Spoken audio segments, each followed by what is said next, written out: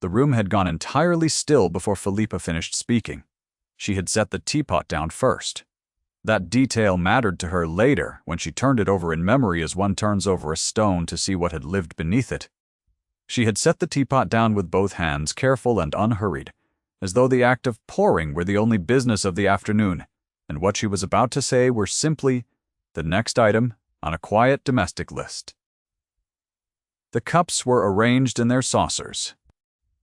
The fire in the grate cast its amber light across the faces of Lady Alderton's guests, 7 women and 2 gentlemen arranged in the drawing-room's best chairs, and the afternoon beyond the tall windows was the particular grey of a London November. Philippa stood at the tea-table. The room looked at her, the way rooms look at objects that have suddenly moved without permission. She said, "I believe Mrs. Vane has been poisoning Lady. I have kept a portion of the evening tincture here in this vial. I am asking that a physician examine it before anyone leaves this room." Somewhere near the window, Mrs. Forthright made a sound that was not quite a word. Across the room, Edmund Ashworth, Earl of Kessington, went very still. She had not looked at him when she spoke. She had looked at Mrs. Balmer. Dorothea Vane, who sat to Lady Alderton's right in a gown the color of slate, her hands arranged in her lap with the particular stillness of a woman controlling something urgent beneath the surface. Philippa had spent 6 months learning what that stillness meant. The cup before Mrs. Vane had not yet cooled. Neither, now, had the silence. What no one in the room understood was how long Philippa had been waiting to say those words aloud. 6 months earlier, on a Tuesday in late May, Philippa Carr had arrived at the Alderton house in Portman Square, with 2 trunks, a letter of recommendation from the vicar of her father's parish, and the particular wariness of a woman who understood exactly how precarious her situation was. Her father had died the previous winter, a country physician of modest income and immodest learning, leaving Philippa with no fortune, no connections worth claiming, and a working knowledge of remedies, symptoms, and the interior logic of bodies that she had nowhere useful to apply. The position of companion had been arranged through a distant acquaintance of her mother's family. It paid £12 a year. It was what was available. Lady Alderton was a woman of 63, who had managed a large household, 2 difficult sons, and a husband with a talent for debt, with the equanimity of someone who had never permitted herself the luxury of feeling overwhelmed. She was quick-minded and genuinely kind, and she had told Philippa on the first afternoon that she wanted a companion who could read aloud without affecting an accent, and who would not leave the room if she chose to discuss politics. Philippa had said she could manage both. Lady Alderton had looked at her steadily for a moment and said, "I believe you can." It was the only voice in the house that had said so. Mrs. Sint. Dorothea Vane had arrived 3 weeks after Philippa following the death of Lady Alderton's husband the previous spring. She was 41, handsome in an expensive way, recently widowed herself and presented by several mutual acquaintances as a woman deserving of sympathy and hospitality. She took the largest of the guest rooms without being asked. She rearranged the drawing-room's chairs on her 3rd day, and apologized with a smile that made the apology impossible to argue with. When she encountered Philippa for the first time across the breakfast table, she said to Lady Alderton's other guest that morning, her voice pleasant and carrying, "She is only the companion, not family." One must not expect her to have opinions about the seating. She had smiled at Philippa as she said it, which was what made it land. Philippa had not replied. She had learned early in her father's house that a physician's usefulness depended on watching rather than speaking, and she had learned it again every day since. She watched Mrs. Vane the way her father had taught her to watch a patient. She watched what Mrs. Vane ate and what she did not eat. She watched which of Lady Alderton's medicines Mrs. Vane handled and which she left alone.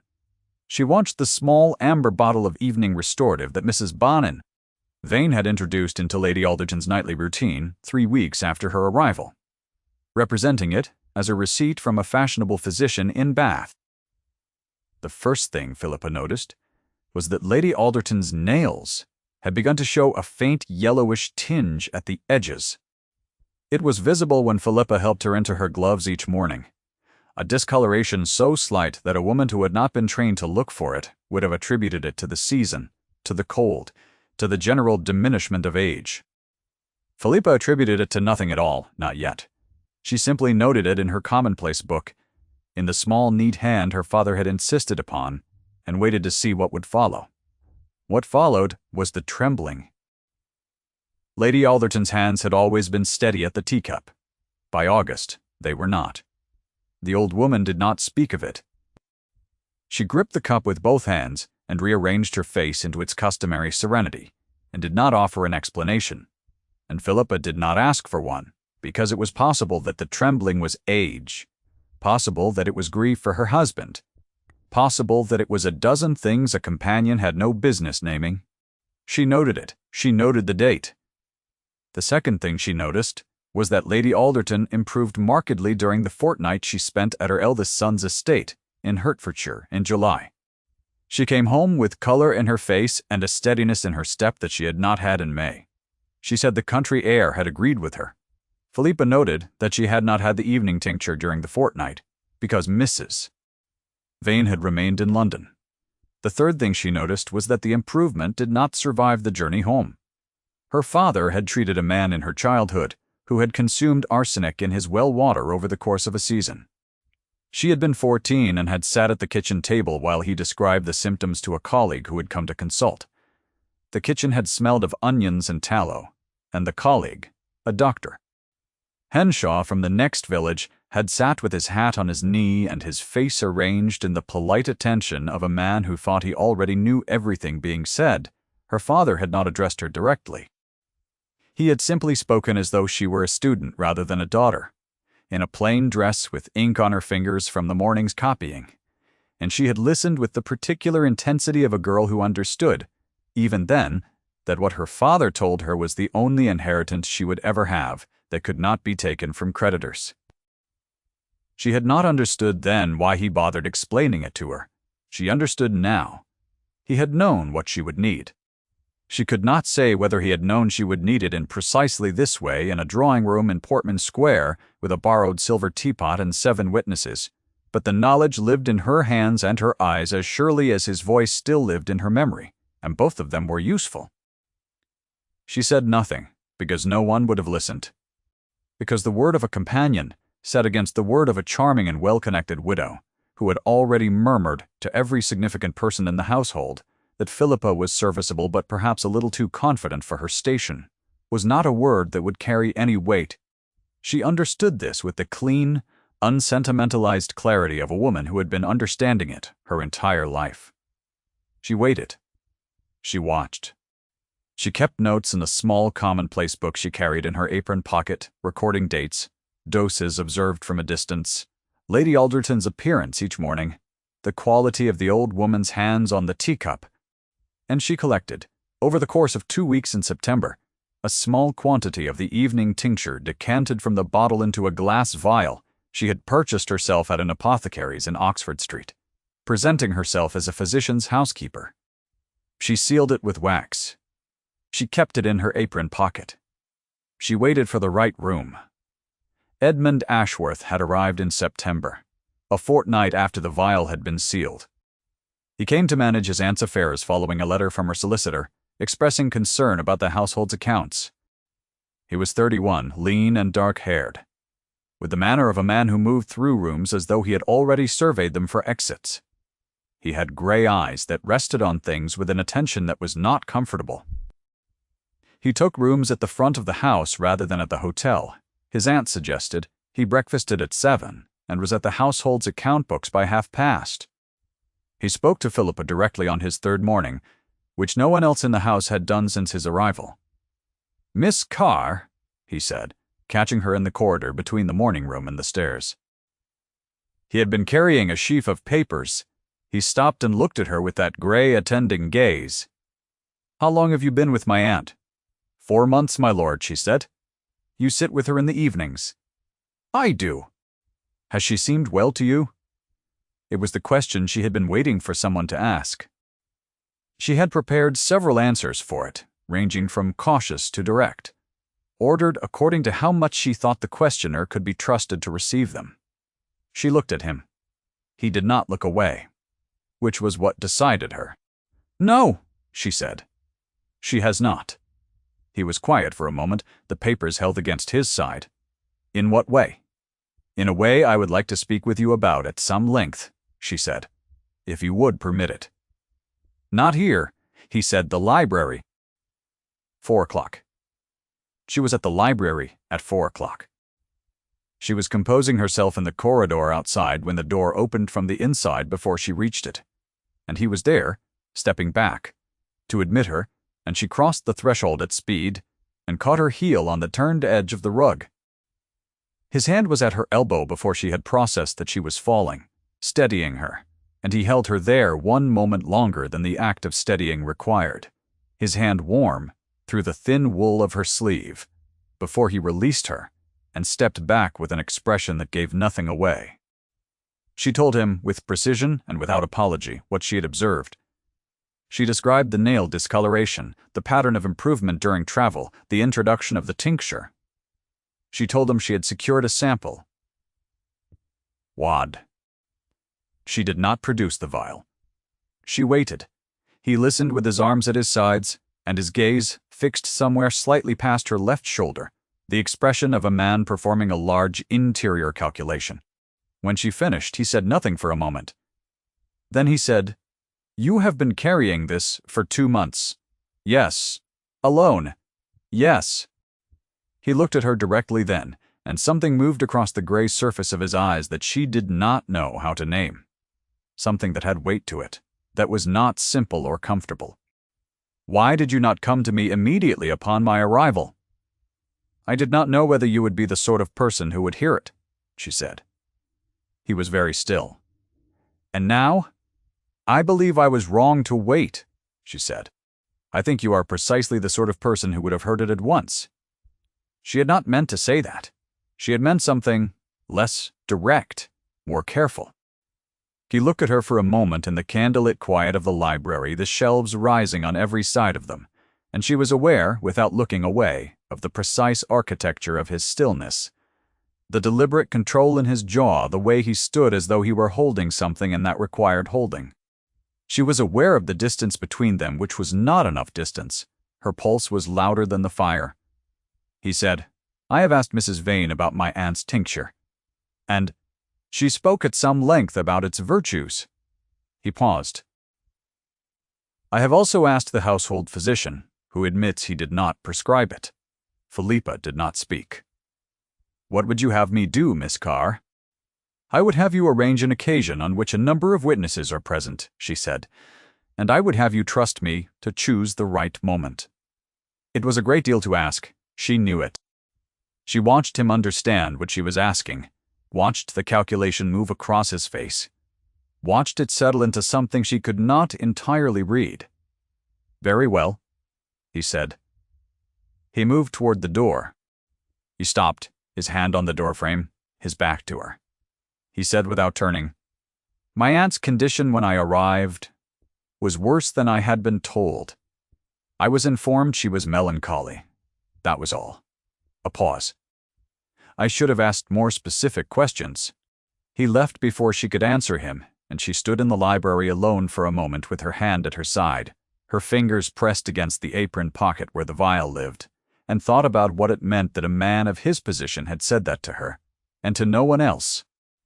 She did not know then that he had been watching her. 2 nights later, Lady Alderton woke at 3 in the morning with a pain behind her eyes, and a trembling in her hands that she could not still. Philippa was at her door within minutes, because she had been sleeping lightly for weeks, the way one sleeps when one is waiting for something to crack. She lit the candle on the nightstand and sat beside the old woman's bed, and talked about nothing in particular, about the village where she had grown up, about her father's garden, and the particular green of the gooseberry bushes in May, about the sounds a country house made at night that were different from the sounds a London house made, until Lady Alderton's breathing had steadied and the trembling had passed, and she had fallen back into an uneasy sleep. Philippa did not leave. She sat with the candle burning low and her small commonplace book open in her lap, though she did not write in it, and she kept watch. She did not hear the door open. She only knew at some point in the small hours that it was no longer fully closed, that there was a quality of attention in the corridor beyond it that had not been there before. She did not turn around. She went on talking softly, and presently the door was closed again, with a sound so careful it was almost nothing at all. In the morning, Edmund came to breakfast and said nothing about the night. He was at the account books before 8 o'clock. His manner toward her across the table was, if anything, slightly more deliberate than it had been, though she could not have said precisely how. She heard about his sister Clara from the household housekeeper, Mrs. Peel, who had been with Lady Alderton for 20 years, and who spoke of Edmund with the particular warmth of someone who had watched him grow. He had been 19 when Clara died, Mrs. Peel said. She had lowered herself into the kitchen chair across from Philippa, with the settled authority of a woman who kept the household's true accounts and trusted Philippa enough to spend them. 21 years old and already carrying the earldom on his shoulders, and then Clara, who had been 16 and clever and quick, who had had a laugh you could hear from the garden. The physician had called it a constitutional weakness. Edmund had been at his uncle's estate, in Scotland. He had come home to a house already in mourning, and to a letter from the physician explaining that nothing could have been done, which was the sort of explanation that provides no comfort at all to a man who has spent the subsequent 12 years suspecting otherwise. He had never, Mrs. Peel said, quite forgiven himself for trusting the physician's first report, rather than going himself to see. He kept her miniature in his breast pocket, and he had carried it every day since. Mrs. Black. Peel had said all of this in a quiet and matter-of-fact voice, the way one recounts things that are old and settled and cannot be mended. And then she had risen to see to the kitchen fire, and Philippa had sat at the kitchen table for several minutes after she left, and thought about what it meant to know what she now knew. She thought she understood now why he had listened to her in the library with his gaze fixed past her shoulder, why the calculation in his face had had that particular quality of a man re-examining something he thought he had already settled. She thought she understood why he had said what he said at the door. She thought it was possible that Edmund, Earl of Kessington, who presented to the world a face like carved granite and spoke in the level declarative tones of a man who had long since stopped expecting to be surprised, had been waiting for someone to hand him the correct question for a very long time. She did not say any of this to anyone. She was only the companion. The second time the label was spoken aloud, it was Mr. Graves, Lady Alderton's solicitor. In the main drawing-room, 3 days before the tea-gathering, Philippa had gone to him in the morning room after breakfast, when the house was quiet. She had told him, in careful terms, that she had concerns about Lady Alderton's health, and about the source of a particular remedy being administered to her. He had listened, with the patient slightly glazed expression of a man enduring a social obligation. He had said, "I appreciate your care for Lady Alderton, Miss Carr. However, she is only the companion. She cannot have standing in a matter of this nature. If there are medical concerns, they are properly addressed by the household physician." He had been kind about it. He had offered her a small nod of dismissal that was almost sympathetic. She had gone directly upstairs to note it in her commonplace book.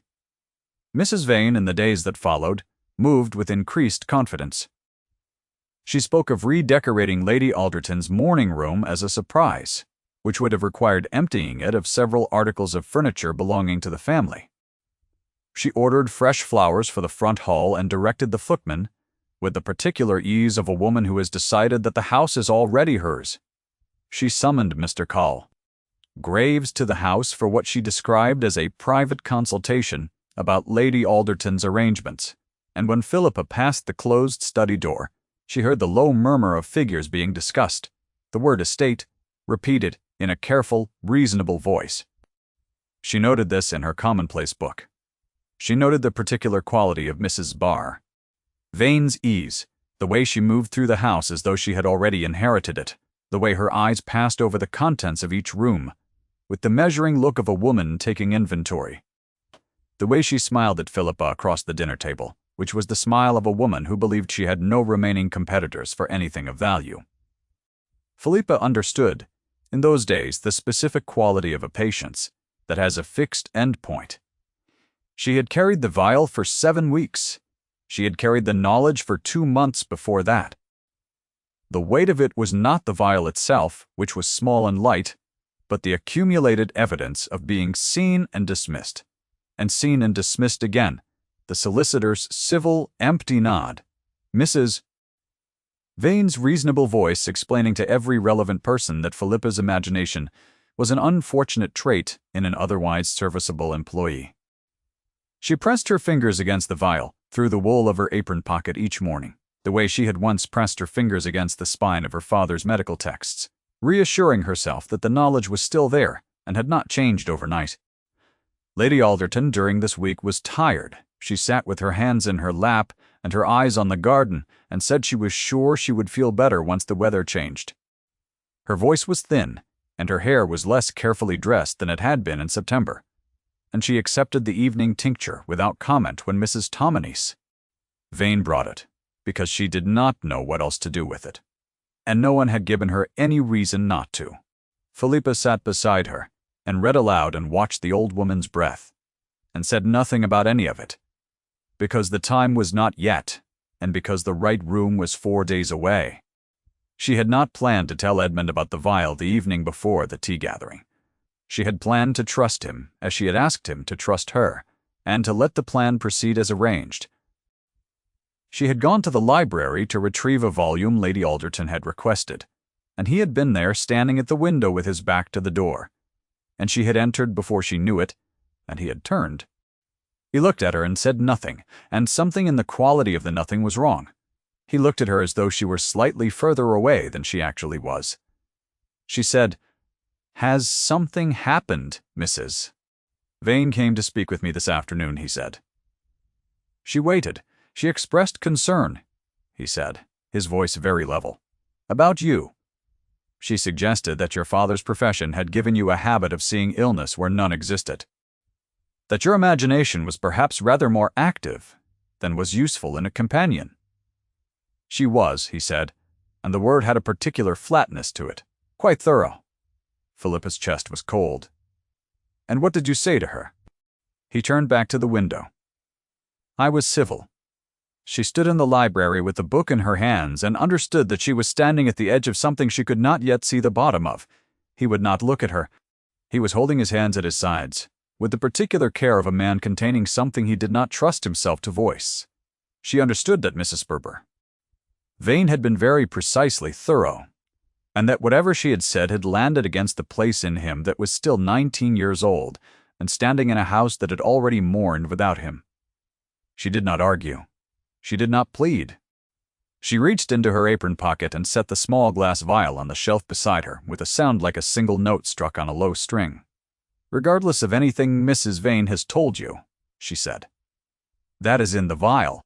Tomorrow a physician will look at it. You do not have to believe me tonight." She left the library. She went upstairs. She sat on the edge of her narrow bed and pressed her hands flat against her knees until they were steady. And she did not sleep for most of the night.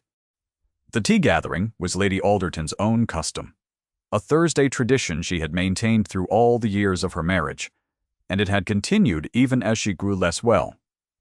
7 guests arrived at 3:30. The drawing-room held them all, with room to spare. A fire burned. The tea table was arranged near the window. Philippa had been asked to pour, as she always was, because Mrs. Vane considered the task beneath her. Mrs. Sipty, forthright, arrived late and settled herself near Mrs. Vane, and before the first cup had been distributed she leaned toward her neighbor and said in a carrying voice, "I understand the companion has been with Lady Alderton some months now. Only the companion, of course. One wonders why she is seated so near the table. But Lady Alderton is too kind." Philippa had set the teapot down. She said what she said. The room was very still. Mrs. Vane did not speak for a moment. Then she said with the precise measured composure of a woman who had prepared for many eventualities, "Miss Carr is a devoted girl. She has unfortunately allowed a rather fanciful notion to become, I think, something of a fixed idea. Lady Alderton's physician can assure you all that the tincture was properly recommended. The physician did not prescribe it, Philippa said. Her voice was even. He confirmed as much to Lord Kessington 3 weeks ago. The room shifted. Two of the guests looked toward Edmund, who stood near the fireplace where he had been standing for most of the gathering, very still, his gray eyes on Philippa's face. Mrs. Vane said more sharply, "You are a companion, Miss Carr." "You are not a physician." "No," Philippa said. "I am the daughter of one. He taught me what to look for, and I've been looking for 6 months. The vial is here." She reached into her apron pocket and placed it on the tea table among the cups. "A physician can identify what it contains. I am asking that one be sent for before anyone leaves." Mrs. Vane stood. Her composure had a hairline fracture in it now barely visible, a slight overcorrectness in her posture, a blink that came once too many. "This is absurd," she said. "So, Lady Alderton, surely you see that your companion has taken leave of her senses." Lady Alderton was sitting in her chair near the fire. She looked at Mrs. Vane. She looked at Philippa. She said in a voice that was thin but entirely steady, "Send for Dr. Fellmore, if you please. He may examine whatever he likes." The room did not recover its easy conversation. It waited. Edmund crossed to Philippa then. He crossed the room without haste and without any particular announcement, the way a man crosses to the thing that matters, and he stopped beside her at the tea table. He did not look at her. He picked up the vial. He held it toward the light from the window for a moment, and then he set it back down. He turned to the room. He said, in the level, carrying voice of a man who had decided something and would not be revisited on the matter, "Miss Carr is the reason my aunt is still alive, Mrs. Howler." "Vane," said Edmund, "really, you cannot possibly mean to take the word of a companion over the evidence of your own eyes. She is nothing but a physician's daughter with delusions of standing. She has been filling your head with fancies and calling it concern. Look at her, and look at me, and tell me which of us belongs in this room." The crack in her composure was no longer hairline. "She belongs in this room," Edmund said, "rather more than you do." Dr. Fellmore arrived at 4:30. He examined the vial. He asked several questions. He asked to speak privately with Lord Kessington, and with the solicitor Mr. Geister. Graves, who had been summoned from his offices at the Alderton house's request and who arrived looking faintly stricken. The guests were asked to wait in the drawing room. Mrs. Vane was asked to remain. Philippa stood near the window. The drawing room around her had the peculiar quiet of a space in which something irreversible has just occurred. The fire was still lit. The cups were still arranged in their saucers, the tea cooling in them, untouched now by anyone. Vane's cup sat at her empty place, with the look of an unanswered question. Lady Alderton's hand found hers, and held it. The old woman's grip was stronger than it had been in October. "I knew something was wrong," the old woman said quietly. "I could not make out what it was." "You were not wrong," Philippa said. "You are being made to doubt yourself." Lady Alderton pressed her hand once, and did not speak again. Philippa looked out at the gray November street, and felt the weight of the last 6 months shift slightly, not lifting, not gone, but redistributing itself into something less crushing. If what Philippa did in that drawing room moved something in you, you are not alone. Leave a word below, and then stay for the rest. She had not expected the weight to lift. She had only hoped, in the plainest and most practical way, that it would not crush anyone else. Edmund came to her in the corridor outside the drawing room an hour later. The guests had gone. Mrs. Brioler. Vane had been escorted to her room by her own maid, at the quiet insistence of Mr. Graves and Dr. Fellmore, and the solicitor was still conferring with the household accounts in the study. The corridor was dim. A single candle burned in the sconce above the hall table. He stood in front of her and did not speak immediately. She looked at him. He looked at her with that gray, attending gaze that she had spent 4 months learning to read, and had only now, in this dim hallway, understood was the look of a man who was trying to see accurately, and was afraid of what his own perception might miss. You were right to wait, he said finally. I was afraid, she said. I am not certain that is the same thing as right. You were afraid, and you waited, and you chose the room. He paused. That took a very particular kind of courage. She did not answer. The candle in the sconce was too close to steady, its flame moving slightly, with the draft from the corridor door. And the light shifted across his face and showed her things she had noticed before, in smaller quantities. The set of his jaw, the control around his eyes, the slight loosening of something that had been held very tightly for a very long time. He reached into his breast pocket and held out his hand. On his palm lay the small portrait miniature she had heard about from Mrs. Peel. It was not more than 2 inches across, set in a plain oval of tarnished silver, and the face painted on it was that of a girl of perhaps 16 with dark hair and something light in her expression. Her name was Clara, he said. She died of something I did not see in time. I have spent 12 years trusting other people's judgments about matters I should have looked at myself. He closed his fingers around the miniature. I was prepared last night to disbelieve you. I want you to understand that I recognize what that failure would have cost.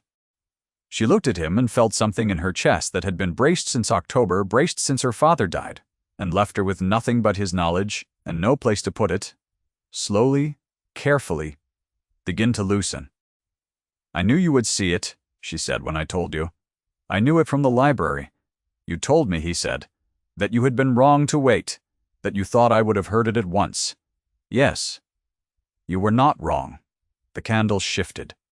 He was close enough that she could see the miniature's silver edge catch the light, and she was aware of his breath and the warmth of him in the dim corridor, and the precise, intolerable distance between them, that was not enough distance and far too much. He said, I would like to speak with you tomorrow morning, Miss Carr, in a more formal setting, with Lady Alderton and Mr. Graves present, about your situation in this house, about what should properly follow. Yes, my lord, she said, because it was the correct form, and because she did not trust her voice to carry anything more than the correct form. He looked at her for a moment longer. Then he said very quietly, Philippa, just that. Just her name in his voice, plain and deliberate, with the weight of a man who chose his words the way he chose which rooms to enter, carefully, with purpose. She felt it, the way you feel the first warmth, after a very long cold. He went down the corridor without looking back.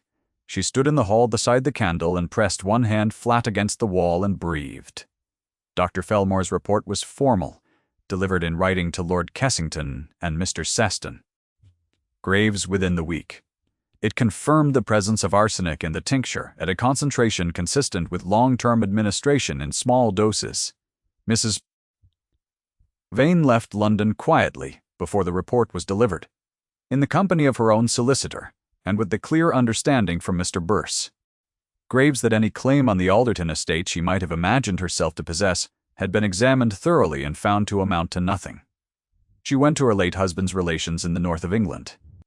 She did not attend any social engagements in London the following season. Lady Alderton recovered over the winter with the deliberate patience of a woman who had spent 40 years recovering from things and knew how to go about it.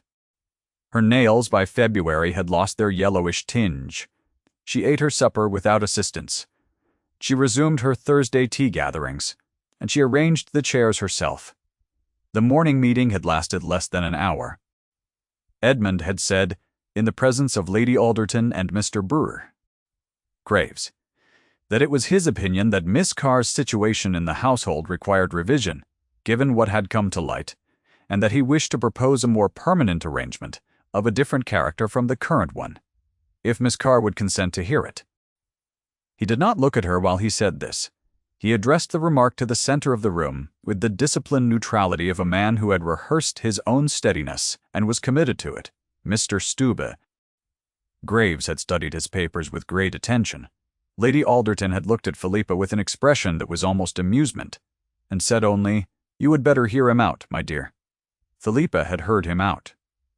He had asked, without any preamble whatsoever, whether she would be willing to remain in the household, not as a companion, but as its mistress, in the full formal meaning of that word. He said he recognized it was an unusual proposal delivered in an unusual manner, and that if she needed time to consider it, she was welcome to say so. His voice was entirely level. His hands were at his sides, and his jaw was set with the particular care of a man holding something in.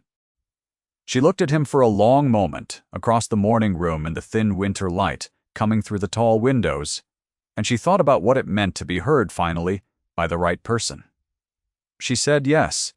By March, the house in Portman Square had settled into a different shape. Lady Alderton's mornings were peaceful. The drawing-room no longer held the arrangement Mrs. Vane had imposed. Edmund's study, which had been a spare room at the back of the house, acquired a second chair near the window, and the chair was frequently occupied. On the mantelpiece above the study fireplace, among the small domestic articles that had gathered there over the winter, sat a little glass vial. It was empty. It was clean. No one had suggested throwing it away. On a Tuesday evening in late March, when the fire had burned low and the house was quiet, Philippa sat in the chair by the window with her commonplace book open on her lap and did not write in it. Edmund was at the desk working, his profile turned toward the lamp. Snow had fallen that afternoon, and the street below was white and hushed, and the study smelled of coal smoke and old paper and, faintly, the last of the tea. He looked up from his work and looked at her across the room, and she looked back, and neither of them said anything for a moment. He reached into his breast pocket and placed the miniature on the desk in front of him. He did not look at it. He looked at Philippa. "She would have liked you," he said. She held that carefully, the way one holds something that might not survive rough handling. "I think I would have liked her very much," she said. He nodded. He picked up the miniature and set it back in his pocket, and he returned to his work, and the snow went on falling outside the window, and the vial sat on the mantelpiece in the firelight, its glass sides catching the amber glow as though it were still full of something. It was not. It held nothing now but the evidence that she had been right, and the proof that someone had finally seen it. The fire settled. Philippa turned to a clean page in her commonplace book. She wrote the date at the top, because her father had taught her to always write the date. And then she set the pen down, and looked at the light on the vial and did not write anything else. There was nothing left to document. She was already home,